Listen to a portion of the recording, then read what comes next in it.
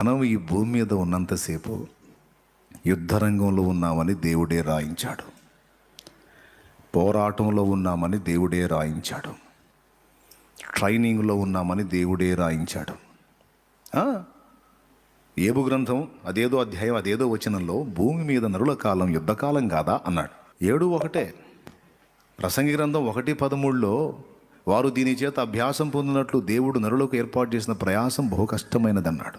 Training అన్నాడు. అక్కడ మనం పోరాటంలో ఉన్నాం అనే మాట బోలెడన్ని వచనాలు ఉన్నాయి. పోరాటంలో కుమారుడు ఉన్నప్పుడు ఏ తల్లి ఏ తండ్రి కూడా వేరే కార్యాల్లో ఉండరు. దృష్టి అంతా వాడి మీదే ఉంటుంది.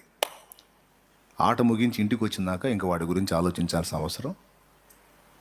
మనం పరలోకానికి వెళ్ళిన తర్వాత ఇక మన మీద దృష్టి పెట్టుకొని ఉండడం అయిపోయింది.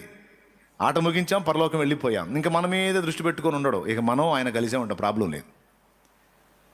దేవుని దృష్టి ఎప్పుడు ఉదయం, మధ్యాహ్నం, సాయంత్రం, ఈ గంట, ఈ నిమిషం, ఈ సెకండ్ అన్న భేదం లేకుండా నిరంతరం మన మీద దృష్టి పెట్టి చూసే టైము మనం ఈ భూమి మీద ఉన్న కాలం. అవునా? ఎందుకంటే మనం ఇక్కడ రణరంగంలో ఉన్నాం, పోరాటంలో ఉన్నాం. అందుకే ఏ కొంచెం